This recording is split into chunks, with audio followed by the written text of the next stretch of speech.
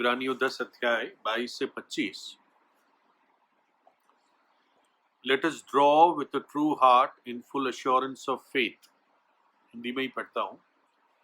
तो आओ हम सच्चे मन और पूरे विश्वास के साथ और विवेक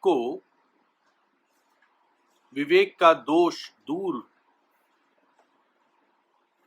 करने के लिए हृदय पर छिड़काव लेकर और देह को शुद्ध जल से धुलवाकर परमेश्वर के समीप जाएं और अपनी आशा के अंगीकार को दृढ़ता से थामे रहे, क्योंकि जिसने प्रतिज्ञा किया है वो सच्चा है। और प्रेम और भले कामों में उकसाने के लिए एक दूसरे की चिंता किया करे और एक दूसरे के साथ इकट्ठा होना ना छोड़े, जैसे कि कितनों की रीति है, पर एक दूसरे को समझाते रहे और ज्यों-ज्यों उस दिन को निकट आते देखो त्यों-त्यों और भी अधिक ये किया करो। प्रभु जी, हम आपके वचन के लिए धन्यवाद देते हैं और वचन पर आप आशीष दीजिए और जीवन की रोटी को हमारे बीच में आप तोड़ें और हमें तृप्त करें। पवित्र आत्मा हमारे शिक्षक हो और आप हमारी सहायता कीजिए। हमारी आंखें आपकी ओर है, अंधकार की शक्तियों को बांधे रखें, तेरे लहू के अधीन आते हैं। यीशु के लहू में मुझे पवित्र करें। प्रार्थना प्रभु यीशु के नाम में मांगते हैं, आमीन। तो इब्रानियों 10 22 से 25 में प्रभु हमें 4 एक्सॉर्टेशन देता है,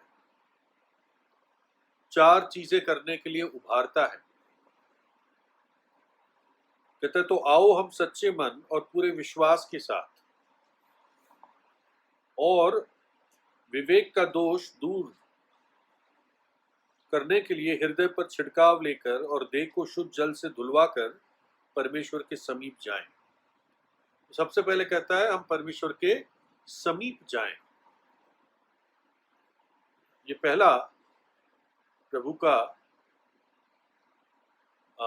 एक्सॉर्टेशन यहां में समझाना है कि आओ हम परमेश्वर के समीप जाएं। और ये प्रभु की शुरुआत से इच्छा थी। आदम को जब से बनाया तो प्रभु चाहता था आदम उसकी बहुत करीबी संगति में रहे, उसके करीब रहे, उसके साथ चले और उसके प्रकाश में चले। और आदम ऐसा ही था, इतने करीब था प्रभु के कि प्रभु का प्रकाश उससे रिफ्लेक्ट होता था। प्रभु का प्रकाश जो उसको मिला था उसी से वो ढपा रहता था। वो प्रकाश ही उसके लिए वस्त्र था, आदम और हवा के लिए। लेकिन वो उसने खो चुका। जब पाप किया तो वो खो चुका और प्रभु से दूर हो गया। और इसलिए फिर परमेश्वर का पुत्र आदम को वापस लाने के लिए इस जगत में आया। और प्रभु यीशु मत्ती 11 में कहता है, हे सब बोझ से दबे और परिश्रम करने वालों मेरे पास आओ। सबसे पहले प्रभु उद्धार के लिए अपने करीब बुलाता है, मेरे पास आओ, मैं तुम्हें विश्राम दूंगा, तुम अपने प्राणों में विश्राम पाओगे। नूह जब जहाज बना लेता है तो इंग्लिश में इस प्रकार से लिखा है, प्रभु उसको कहता है, come thou and thy house into the ark. तू और तेरा घराना जहाज में आ जा। मानो कि प्रभु पहले से जहाज में था। तू और तेरा घराना जहाज में आ जा। देखो, जो आदम को जब बाहर निकाल दिया गया अदन की वाटिका से, क्योंकि वह जीवन का वृक्ष था और अब उसके पाप के कारण वो जीवन के वृक्ष से खाने के लिए डिस्क्वालीफाई हो गया। मना हो गया उसके। तो उस मार्ग को सुरक्षित रखने के लिए कि आदम उस मार्ग से ना जाए, प्रभु ने क्या रखा वहां पे? ज्वालामय तलवार और करूब, ताकि आदम उस मार्ग में जाकर जीवन के वृक्ष को अप्रोच ना करे। लिखा है 3:24 में उत्पत्ति, इसलिए आदम को उसने निकाल दिया और जीवन के वृक्ष के मार्ग का पहरा देने के लिए अदन की वाटिका के पूर्व की ओर करूबों को और चारों ओर घूमने वाली ज्वालामय तलवार को भी नियुक्त कर दिया। ज्वालामय तलवार अपने आप घूमती थी और करूब थे कि आदम वहां ना जाए। जब प्रभु ने तंबू बनाया, या मूसा को कहा तंबू बनाने को, और मूसा ने तंबू बनाया जंगल में जब वो आराधना करते थे। मैं पढ़ रहा था कि उस पूरे 38.5 वर्ष, जब तक वो कनान की भूमि के पास नहीं पहुंचे, अभी प्रवेश नहीं किया था, तो 38.5 वर्ष में उनके इजरायलियों के टोटल 42 स्टॉप्स थे। 42 जगह वो रुकते गए। हमें नहीं पता कि हर जगह वो कितने दिन रुके, कुछ कुछ जगहों में आइडिया हो सकता है, लेकिन एवरेज ले लेते हैं तो हर स्थान पे वो 11 महीने रुके। और यानी 11 महीने तंबू स्थापित रहता था, फिर वो चलते थे, फिर वापस स्थापित करते थे। हर 11 महीने एवरेज है ये, प्लस माइनस निश्चित रूप से होगा। तो लेकिन जब भी तंबू लगाते थे तो हमेशा उनको वो महापवित्र स्थान को रोकने वाला पर्दा लगाना होता था। जो पर्दा हम देखते हैं मंदिर में ऊपर से नीचे फटा जब प्रभु यीशु मसीह ने क्रूस पर अपने प्राण दिए, और उस पर्दे पर भी करूब की कढ़ाई बनी थी। निर्गमन 26:31। फिर नीले, बैंगनी और लाल रंग के और बटी हुई सूक्ष्म सनी वाले कपड़े का एक बीच वाला पर्दा बनवाना, वह कढ़ाई के काम के लिए वह कढ़ाई के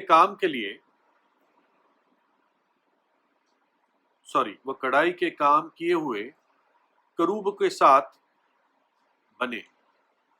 यानी उस पर्दे पर करूब की डिजाइन बनाई गई थी सुंदर कढ़ाई से, ताकि जब भी याजक पवित्र स्थान में आता, रोज आता था, धूप के लिए आता था, हर सबत को रोटी के लिए आता था, और दीवट में तेल डालने के लिए आता था, तो स्वाभाविक बात है वो उस पर्दे को देखता और उसको हमेशा याद आता कि मैं इसके आगे नहीं जा सकता। वो करूब उस बात का चिन्ह थे कि तू इससे आगे नहीं जा सकता। लेकिन अब जब हम नए नियम में आ चुके हैं, प्रभु यीशु मसीह का लहू हमारे लिए बहा दिया गया है, तो क्या लिखा है इफिसियों 2:13 में? पर अब तो मसीह यीशु में तुम जो पहले दूर थे, मसीह के लहू के द्वारा निकट हो गए हो। मसीह के लहू के द्वारा निकट हो गए। आपको याद होगा जब एलिया कारमेल के पर्वत पर उन 450 बाल के पुजारियों को चैलेंज करता है, स्वर्ग से आग कौन लाके दिखाएगा, तो उससे पहले वो प्रभु के लोग जो भूल में पड़ गए थे, जिनको ये तक नहीं मालूम था कि यहोवा सच्चा खुदा है या बाल सच्चा खुदा है, मुझे बोलना भी अच्छा नहीं लगता, लेकिन इतनी बड़ी भूल में वो थे, एरर में। उनको एलिया क्या कहता है? पहला राजा 18:30 में, तब एलिया ने सब लोगों से कहा, मेरे निकट आओ। और सब लोग उसके निकट आए। तब उसने यहोवा की वेदी की जो गिराई गई थी मरम्मत की। एलिया ने कहा, मेरे निकट आओ, कम अनटू मी, और उस वेदी की मरम्मत की। बिना वेदी के हम परमेश्वर के पास आ ही नहीं सकते। बिना कलवरी के क्रूस के बलिदान के हम पिता के पास आ ही नहीं सकते। याकूब की पत्री में लिखा है, परमेश्वर के निकट आओ तो वो भी तुम्हारे निकट आएगा। लेकिन एक बाधा है, एक प्रॉब्लम है, एक रोकने वाली चीज है।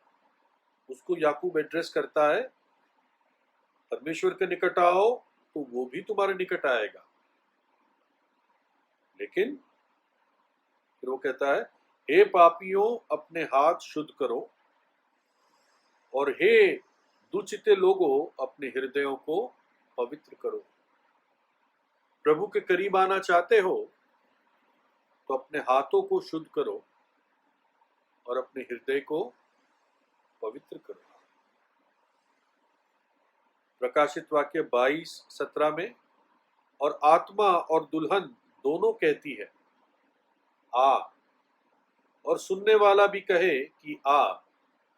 और जो प्यासा हो वो आए, और जो कोई चाहे वह जीवन का जल सेत मेत ले। तो अब देखते हैं कितना प्रभु चाहता है कि मनुष्य उसके पास आए। और इब्रानियों 10:22 में वो यही कहता है कि तो आओ हम सच्चे मन से और पूरे विश्वास के साथ, विवेक को शुद्ध करते हुए, देह को निर्मल शुद्ध जल से धोते हुए परमेश्वर के समीप जाएं। इंग्लिश में आप देखोगे तो ये आयत शुरू होती है, let us draw near with a true heart. आओ हम चार ये देखेंगे, लेट अस, आओ हम। फिर उसी में वो कहता है सच्चे हृदय के साथ। हिंदी में लिखा है सच्चे मन के साथ, इंग्लिश में लिखा है विथ अ ट्रू हार्ट। परमेश्वर के पास कैसे आए? सच्चे मन के साथ। आप प्रभु के करीब सिर्फ एक सच्चे मन के साथ आ सकते हैं। अगर सच्चा मन नहीं है तो प्रभु के करीब नहीं आ सकते आप। इज़राइल के लोग कैसे आते थे आपको मालूम है? मत्ती 15:8 में प्रभु यीशु कहता है कि ये लोग होठों से तो मेरा आदर करते हैं पर उनका मन मुझसे दूर है। इंग्लिश में इस तरह है, this people draw nigh unto me with their mouth and honoreth me with their lips, but their heart is far from me. ये लोग करीब तो आते हैं अपने मुंह से और होठों से तो मेरा आदर करते हैं, परंतु इनका मन, इनका दिल मुझसे दूर है। जब इज़राइल के लोग आते थे मंदिर में और प्रार्थनाएं बोलते थे, रीति रिवाज पूरे करते थे, प्रभु देखता था कि होठों से तो मेरा आदर करते हैं, आराधना चढ़ाते हैं, प्रार्थना करते हैं, लेकिन इनका मन तो बहुत दूर है। दिल से मुझसे प्रेम नहीं करते। क्योंकि प्रभु की आज्ञा क्या थी? अपने पूरे हृदय से, समझ से, शक्ति से और प्राण से मुझे प्रेम कर। देखो जो शब्द है ना, सच्चा मन, ये सच्चा मन, सच्चा शब्द जो है ये ग्रीक में एलेथीनो है, एलेथीनो। और इसका मतलब ये है कि जैसा है चीज वैसी ही उसका प्रगटीकरण है। यानी कोई दिखने में और उसके कार्य में और उसके दर्शन में कोई गलती नहीं है, कोई दो बात नहीं है। उसको विपरीत अगर मैं मीनिंग समझाऊं तो आपको पता चलेगा। इस सच्चे का विपरीत अर्थ है जो चीज काल्पनिक है, जो चीज फर्जी है, जो चीज धोखे से बनाई है, प्रिटेंडिंग,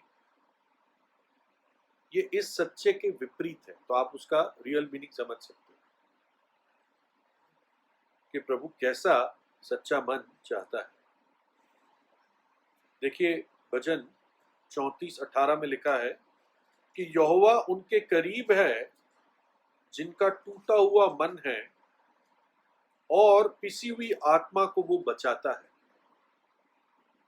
यहोवा किनके करीब है? जिनका टूटा हुआ मन है और जिनकी आत्मा पिसी हुई है, उनको वो बचाता है। तो कल मैं सोच रहा था, हम जब से उद्धार पाया है हम टूटा मन बोलते रहते हैं, लेकिन टूटे मन का अर्थ क्या है ना? कभी सोचा है टूटे मन का अर्थ क्या है? शायद हमें से ज्यादातर लोग समझते हैं, लेकिन जो नहीं समझता है उसको कैसे बताए टूटा मन क्या होता है? और टूटे मन वाले व्यक्ति के यहोवा करीब रहता है। देखो, टूटा मन वो होता है जब एक व्यक्ति पर भयंकर परिस्थितियां आ जाती हैं, वो दब जाता है, कुचला जाता है उन परिस्थितियों के साथ, और तब वो उस स्थिति में उसका मन प्रभु को देखता है, यहोवा की तरफ देखता है। या एक व्यक्ति जो पाप में पड़ गया है और परमेश्वर की अब दया की तरफ देखता है और किसी चीज की तरफ नहीं। वो व्यक्ति है जिसका टूटा हुआ मन है, पिसी हुई आत्मा है। देखो भजन 51 और 17 में मशहूर भजन है, दाऊद कहता है, एक टूटा हुआ और पिसा हुआ मन है परमेश्वर, तू तुझ नहीं जानेगा। A broken heart and a contrite heart, O God, thou will not despise. फिर लिखा है उसी भजन में कि एक टूटी हुई या पिसी हुई आत्मा परमेश्वर के योग्य बलिदान है। आपके सारे सेवाओं में कमी हो सकती है, आप सब कुछ जो प्रभु के लिए करते हैं उसमें कमियां हो सकती हैं, डिफेक्ट्स हो सकते हैं। हम गीत गाते हैं आराधना का, उसमें डिफेक्ट होते हैं। हम संदेश देते हैं, उसमें डिफेक्ट होता है। हम मेज में भाग लेते हैं, हम बहुत सही तरह से जैसे शायद जांचना चाहिए नहीं जांच पाते, जैसे स्मरण करना है नहीं स्मरण कर पाते। लेकिन एक चीज है जो आपकी इन सारी कमियों को परफेक्ट कर देगा, और वो क्या है? एक पिसी हुई आत्मा। वो एक बलिदान के रूप में प्रभु ग्रहण करता है। The sacrifices of God are a broken spirit. फिर यशायाह 57:15 में प्रभु कहता है कि जो ऊंचा है और जो ऊंचे स्थान में रहता है, जो अनंत काल में निवास करता है, जिसका नाम पवित्र है, वो कहता है, मैं ऊंचे और पवित्र स्थान में रहता हूं और उसके साथ भी रहता हूं जिसकी नम्र और पिसी हुई आत्मा है, ताकि उसकी आत्मा को उभारूं और पिसे हुए के हृदयों को उभार लूं। प्रभु उनके साथ रहता है जिनकी आत्मा नम्र और पिसी हुई है। और जैसे शुरुआत में पढ़ा भजन 34:18 में, कि यहोवा उनके करीब है जिनका हृदय टूटा हुआ है और उनको बचाता है जिनकी आत्मा पिसी हुई। तो प्रभु कहता आओ हम उसके करीब आए, कैसे? एक सच्चे मन के साथ। और वो मन कैसा? जो एक दोष देने वाले विवेक से शुद्ध होते हुए। दोष देने वाला विवेक को शुद्ध कैसे कर सकते हैं? लिखा है छिड़काव लेते हुए। किस चीज का? यीशु के लहू का छिड़काव लेते हुए, विश्वास से। और अपने शरीरों को शुद्ध जल से धोते हुए, है ना? लहू और जल दोनों चीज का जिक्र है। हम प्रभु की उपस्थिति में कैसे आते हैं? लहू के द्वारा और जल के द्वारा। हमने शायद पिछली से पिछली बार देखा था कि तंबू में प्रवेश करने से पहले पीतल की वेदी थी जहां पे बलिदान अर्पण होता था, जहां पे लहूलुहान दृश्य होता था। और फिर जब याजक अंदर जाता था उससे पहले अपने हाथों को हौदी में धोता था जहां पे पानी था, तब वो पवित्र स्थान में प्रवेश करता था। हम देखते लहू और पानी। जब क्रूस पर प्रभु यीशु था, जैसे हमने शुरुआत में देखा, और सैनिक ने भर्चा भेदा तो क्या निकला? लहू और पानी। तो वो कहता है कि इस प्रकार से हम प्रभु की उपस्थिति में आ सकते हैं। उसके लहू से हमारा पाप धुल जाता है जब हम मान लेते हैं, और उसका वचन हमें रोज रोज पवित्र करता है। विवेक अशुद्ध कैसे हो जाता है? एक विश्वासी का। दाऊद कहता है भजन 66:18 में, यदि मैं मन में अनर्थ बात सोचता तो प्रभु मेरी ना सुनता। अनर्थ और पाप और अनाज्ञाकारिता, इन चीजों से विवेक अशुद्ध होता है। फिर वो कहता है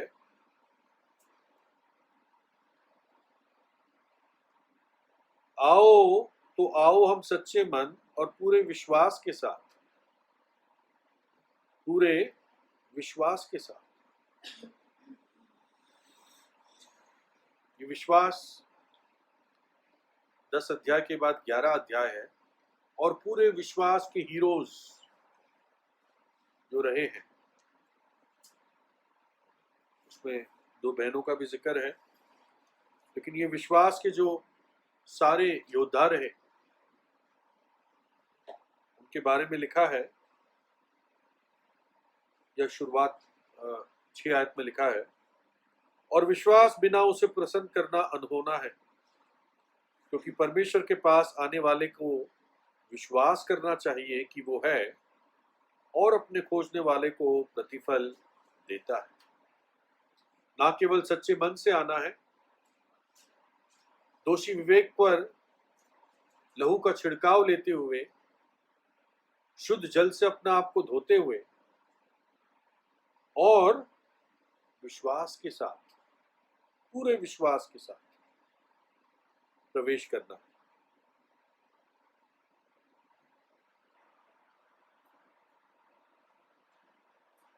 और इस प्रकार से हम प्रभु के करीब आते हैं। तो इब्रानियों लिखने वाला कहता है प्रभु के करीब आओ। वो यहूदियों को कह रहा था जो दूर हट रहे थे, जो फिर से यहूदा सिस्टम में, यहूदा धर्म के सिस्टम में स्लिप कर रहे थे, बैकस्लाइड कर रहे थे। कहता करीब आओ प्रभु के, विवेक को शुद्ध करो, सच्चे मन के साथ आओ, पूरे विश्वास के साथ आओ। फिर 23 आयत में कहता है और अपनी आशा के अंगीकार को दृढ़ता से थामे रहे, क्योंकि जिसने प्रतिज्ञा किया है वो सच्चा है। Let us hold fast the profession of our faith without wavering, for he is faithful that promised. लेकिन हिंदी में है, और भी अनुवादों में मैंने देखा कि यहाँ पे जो शब्द विश्वास है वो आशा से रिलेटेड है, बताऊंगा मैं। और अपनी आशा के अंगीकार को दृढ़ता से थामे रहे, क्योंकि जिसने प्रतिज्ञा की है वो सच्चा है। आशा का अंगीकार, देखो नॉर्मली जो विश्वास के लिए शब्द यूज किया गया है बाइबल में, इब्रानियों 11 में, वो शब्द है पिस्टिस। लेकिन यहां पर जब लिखा है, जो शब्द हिंदी में आशा और इंग्लिश में फेथ है, वो शब्द है एल्पिस। क्योंकि ये शब्द है आगे देखने वाला शब्द, आगे भलाई की आशा रख रहे हैं। उसमें विश्वास का एलिमेंट है, लेकिन एक आशा है। वो कहता है कि तुम, हिंदी में पढ़ दूं वापस, सॉरी, अपनी आशा के अंगीकार को दृढ़ता से थामे रहे। जैसे मैंने बताया, इन यहूदियों पर बड़ी परीक्षा थी वापस लौटने की। वो कहता तुमने जो आशा पाई है प्रभु यीशु मसीह के आगमन की, अनंत जीवन की, इस आशा को अब मत छोड़ो, थामे रखो और इस आशा से लज्जित ना हो। दृढ़ता से अपनी आशा का अंगीकार करो, क्योंकि जिसने तुम्हें प्रतिज्ञा दी है वो विश्वास योग्य है। जो जो उसने कहा है वो पूरा करेगा, तुम लज्जित नहीं होगे। जितनों ने उसकी तरफ देखा उनके मुंह ज्योतिर्मय हुए, उनके चेहरे ज्योतिर्मय हुए। बस अपनी आशा के अंगीकार को थामे रखो। जैसे प्रभु ने कहा है, जैसे प्रतिज्ञा दी है, वैसे ही वो आएगा, और जब हम उसको देखेंगे उसके समान बन जाएंगे। पतरस कहता है कि प्रभु अपनी प्रतिज्ञा के विषय में देर नहीं करता। जो अपेरेंट या आंखों से देखी हुई देरी लगती है, वो इसलिए है कि लोग पछताव कर ले। तो कहता है 23 आयत में, आओ हम अपनी आशा के अंगीकार को दृढ़ता से थामे। क्यों? वो आशा और विश्वास की प्रतिज्ञाएं देने वाला विश्वास योग्य है। पहला हमने क्या देखा?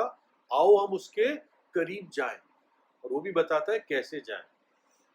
फिर अब कहता है आओ हम हमारे आशा के अंगीकार को दृढ़ता से थामे रखें।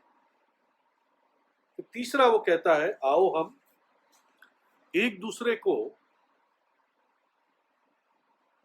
और प्रेम और भले कामों में उकसाने के लिए एक दूसरे की चिंता किया करें।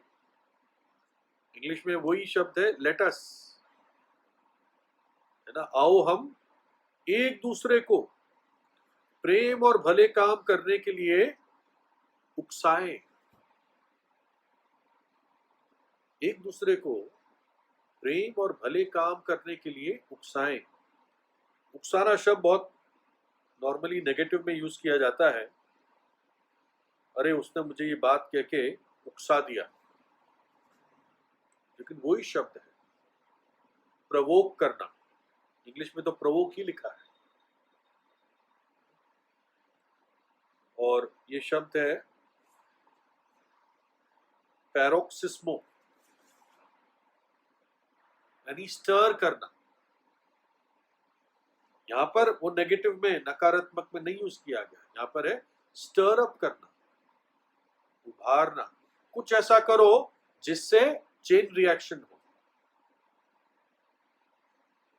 देखिए, जैसे गाड़ी चलानी होती है, गाड़ी कैसे चलती है? आप इग्निशन में चाबी डालते हैं और चाबी को घुमाते हैं, फिर क्या होता है? पूरा इंजन चल जाता है। कैसे होता है? चाबी जब घुमाते हैं तो स्पार्क प्लग का जो स्पार्क है वो तेल को जलाता है और फिर इंजन शुरू हो जाता है। तो किस चीज ने उकसाया? उस चाबी को घुमाने से। तो कहता आओ हम एक दूसरे को प्रेम और भले कामों के लिए उकसाए।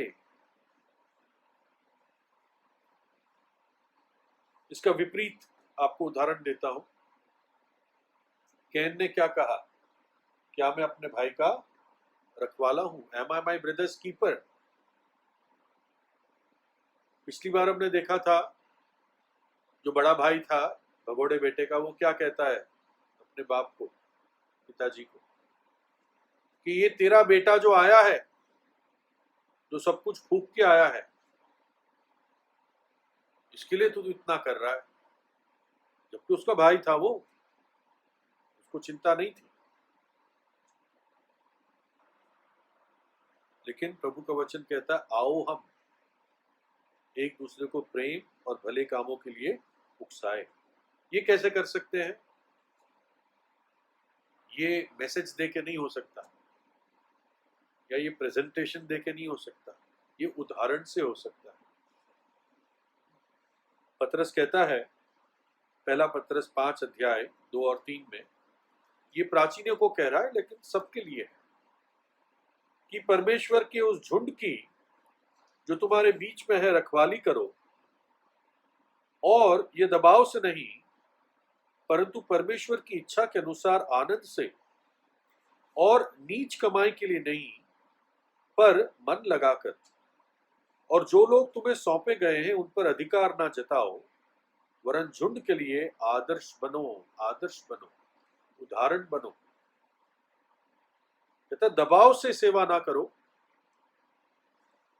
है ना, परंतु अपनी इच्छा से, आनंद के साथ, नीच कमाई के लिए नहीं, पैसों के लिए नहीं, पर मन लगाकर। अधिकार ना जताओ प्रभु के लोगों पर, लेकिन उनके लिए आदर्श बनो, उदाहरण बनो। पौलुस कहता है पहला थिस्सलुनीय 2:10-12 में, उनको याद दिलाता है हम कैसे तुम्हारे बीच में थे। इसी अध्याय में वो कहता है हम एक नर्स के समान तुम्हारे बीच में थे। जैसे एक नर्स ध्यान रखती है, यहां पर कहता है तुम आप ही गवाह हो और परमेश्वर भी, कि तुम्हारे बीच में जो विश्वास रखते हो हम कैसी पवित्रता और धार्मिकता और निर्दोषता से रहे। याद करो जब हम तुम्हारे बीच में थे कैसी पवित्रता, धार्मिकता और निर्दोषता से रहे। जैसे तुम जानते हो कि जैसा पिता अपने बालकों के साथ बर्ताव करता है, वैसे ही हम तुम में से हरेक को भी उपदेश करते और शांति देते और समझाते थे। जैसे एक पिता अपने बच्चों को उपदेश देता है, शांति देता है, समझाता है, वैसे हम तुम्हारे बीच में थे, कि तुम्हारा चाल चलन परमेश्वर की योग्य हो, जो तुम्हें अपने राज्य और महिमा में बुलाता है। हम क्यों ऐसा करते थे? पौलुस का कहने का अर्थ था पिता की तरह या एक नर्स की तरह हम क्यों करते थे? क्योंकि हम तुमसे प्रेम करते थे। और इसलिए इब्रानी लिखने वाला भी कहता है तुम एक दूसरे को प्रेम और भले कामों के लिए उकसाया करो। प्रभु यीशु इस जगत में प्रेम लेकर आया, तो क्या सिर्फ बोलता रहा प्रेम प्रेम प्रेम, मैं प्रेम करता हूं तुमसे, मैं प्रेम करता हूं? बोलता नहीं रहा वो, उसने भले काम करके दिखाए। प्रेरितों 10:38 में लिखा है कि वो जगह जगह भलाई करता हुआ चला फिरा, who went about doing good, जहां जहां गया भला करता रहा। क्यों? पीछे उद्देश्य क्या था? प्रेम था। परमेश्वर ने जगत से प्रेम किया तो क्या किया? अपना पुत्र दे दिया, भला कार्य किया। पतरस, अगर तू मुझसे प्रेम करता, इन सबसे ज्यादा प्रेम करता है, तो कौन सा भला काम कर? मेरी भेड़ों को चरा। अब देखते हैं, पहले प्रभु कहता आओ हम उसके करीब आए, आओ हम अपनी आशा के अंगीकार को थामे रखें। तीसरे में आओ हम औरों को प्रेम और भले काम के लिए उकसाए। ये तीनों में आओ हम, आओ हम, आओ हम इंग्लिश में लिखा है। चौथे में लिखा नहीं है, लेकिन सिद्धांत वही है। चौथा 25 आयत, बस इसको पढ़ के हम खत्म करेंगे, इसको देख के। और एक दूसरे के साथ इकट्ठा होना ना छोड़े, जैसे कि कितनी की रीति है, पर एक दूसरे को समझाते रहे, और ज्यों-ज्यों उस दिन को निकट आते देखो, त्यों-त्यों और भी अधिक यह किया करो। 25 आयत कि इकट्ठा होना ना छोड़े, उसको कैसे समझे आज के दिन में। देखो, जैसे मैंने बताया कि कई यहूदी जो विश्वास में आए थे पीछे हट रहे थे, और पीछे जब हट रहे थे तो क्या हो रहा था, वो गायब हो रहे थे, मीटिंग्स में नहीं जाते थे, क्योंकि 3-4 प्रकार की मीटिंग होती थी, आपको मालूम है। मैं 3-4 इसलिए कह रहा हूँ क्योंकि 3 गंभीरता से होती थी, चौथी इनफॉर्मल होती थी, रोटी तोड़ना, प्रेरितों से शिक्षा पाना, प्रार्थना में लौलीन रहना और संगति करना। संगति इनफॉर्मल होती। तो कुछ यहूदी जो विश्वास में आए थे वो गायब होने लगे। कई कारण हो सकते हैं। 57 का डर था, इसलिए प्रभु के साथ दिखना, मतलब प्रभु के विश्वासियों के साथ दिखना, ये 57 को इनवाइट करता था। उनका इंटरेस्ट, अब रुचि नहीं थी सभाओं में।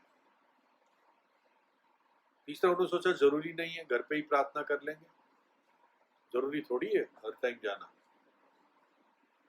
और चौथा, वो प्रचारक से या और विश्वासियों से खुश नहीं थे। ये आप देखते हो, कारण आज भी हो सकते हैं। 57 से कोई डरता है, किसी की रुचि चली जाती है, किसी को लगता है क्या जरूरी थोड़ी है। और चौथा, वो उनको विश्वासियों से या प्रचारक से या एल्डर्स से परेशानी, इसलिए वो नहीं जाते। लेकिन हम देखते हैं एल्काना जो था कितना विश्वास योग्य था, जबकि शीलो में प्रभु का तंबू था और भयानक स्थिति थी। करप्ट याजक थे, एली के 2 बेटे लुच्चे थे, फिर भी वो अपने परिवार के साथ हर वर्ष प्रभु के भवन में, तंबू में जाता था। दाऊद मारा मारा फिरता था जब साउल उसका पीछा करता था, जंगलों में, यहूदा के जंगलों में छुपता था। और वो कहता है भजन 63 में 1 और 2, हे परमेश्वर, तू मेरा ईश्वर है, मैं तुझे यत्न से ढूंढूंगा, सूखी और निर्जल ऊसर भूमि पर मेरा मन तेरा प्यासा है, मेरा शरीर तेरा अति अभिलाषी है। इस प्रकार से मैंने पवित्र स्थान में तुझ पर दृष्टि की कि तेरी सामर्थ और महिमा को देखूं। वो प्रभु के भवन में नहीं जा पाता था। कहता है मैं प्यासा हूं प्रभु तेरे लिए, मेरा मन प्यासा है, मेरा शरीर अभिलाषी है। मैं फिजिकली, शारीरिक रूप से तेरे भवन के आंगनों में उपस्थित होना चाहता हूं। अंदर तो नहीं जा पाता वो पवित्र स्थान में, क्योंकि वो याजक नहीं था, लेकिन वो फिजिकली, शारीरिक रूप से प्रभु की उपस्थिति में, उस भवन के आंगनों में उपस्थित रहना चाहता था। वो कहता है कि एक दूसरे को एनकरेज करो। हिंदी में क्या लिखा है, पर एक दूसरे को समझाते रहें। एनकरेज करें, समझाओ कि भाई प्रभु के भवन को, प्रभु के मीटिंग्स को ना छोड़ो। हम मिलकर प्रभु का वचन स्टडी करते हैं, प्रार्थना करते हैं। प्रभु का 2 या 3 जहां मिलते हैं वहां मैं मौजूद हूं। क्या एक के सामने प्रभु मौजूद नहीं है? है, लेकिन 2 या 3 में विशेष प्रभु की उपस्थिति है। एक भाई कहता है, मैं पढ़ रहा था कि एक मेरा स्वार्थी कारण है प्रभु का वचन सिखाने का, लोगों को। वो कहता कई बार प्रभु एक ग्रुप के लिए, समूह के लिए विशेष वचन देता है जो अकेले में नहीं मिलता, और इसलिए हमारा इकट्ठा होना प्रभु तब विशेष वचन देता है और वो सामर्थ्य देता है। उद्धार जो है वो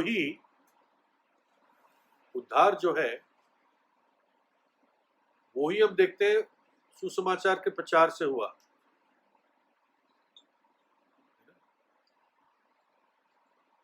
और हमारा विश्वास भी वचन के सुनने से मजबूत होता है।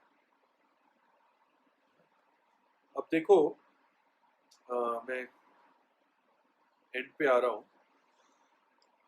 वो कहता है कि जैसे तुम वो दिन निकट आते देखो। किस दिन के बारे में ये राइटर कहता है? इब्रानियों का।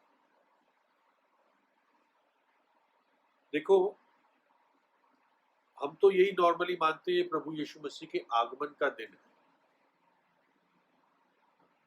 कलीसिया को लेने के लिए जब प्रभु आएगा उस दिन के बारे में जिक्र है। 80% ये बात सच है, क्योंकि जैसे ये दिन बुरे हो रहे हैं, प्रभु का दिन करीब है, हमें और इकट्ठे होना है ताकि हम प्रभु में बने रहें। लेकिन एक चीज आप समझना, जो उस टाइम के यहूदी थे उनको प्रभु यीशु की बातें फर्स्ट हैंड कम्युनिकेट की गई थी चेलों के द्वारा, प्रेरितों के द्वारा। और एक चीज उनको ये बताई गई थी कि यरूशलेम नाश होगा। क्यों ऐसा बताया गया था? क्योंकि मरकुस 13:1 और 2 में जब वह मंदिर से निकल रहा था तो उसके चेलों में से एक ने उससे कहा, हे गुरु, देख कैसे कैसे पत्थर और कैसे कैसे भवन हैं।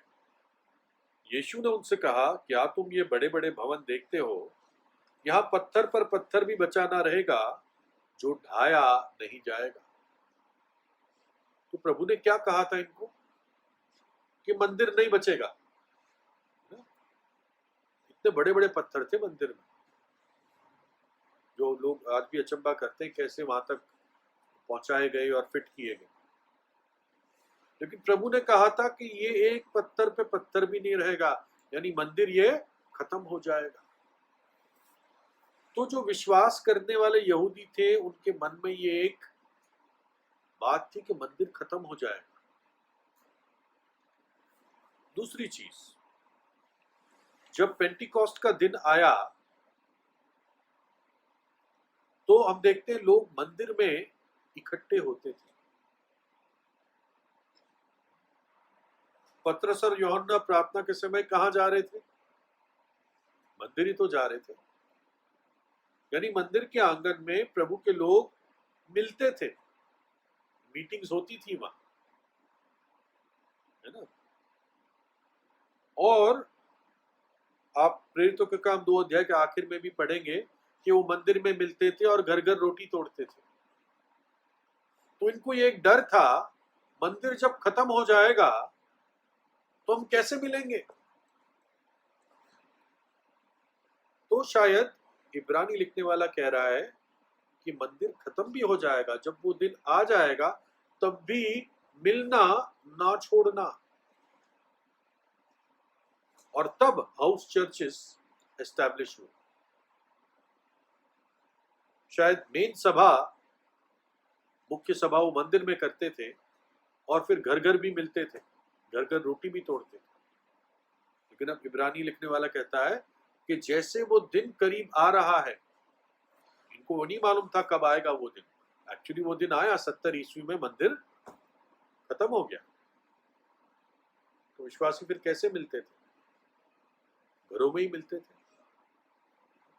तो हमारे लिए भी हो सकता है हम सोचे कि हम नहीं जा पा रहे हैं, आज भवन में नहीं जा पा रहे, मीटिंग्स में नहीं जा पा रहे, चर्च में नहीं जा पा रहे, लेकिन वो फिर भी क्या कहता, तुम मिलना इकट्ठा मिलना छोड़ना नहीं, बने रहना, चाहे फोन के द्वारा या अपने घरों में, या घरों में मिलते हुए फोन के द्वारा।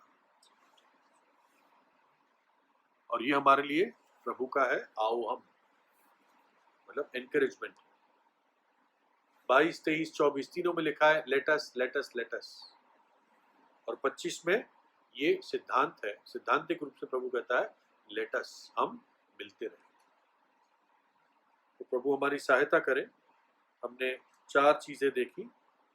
हम सच्चे मन के साथ प्रभु के करीब आए, हम अपनी आशा के अंगीकार को दृढ़ता से थामे रहे, हम एक दूसरे को प्रेम और भले कामों के लिए उकसाएं, और हम एक दूसरे के साथ इकट्ठा होना ना छोड़ें। परमेश्वर अपने वचन पर आशीष दे।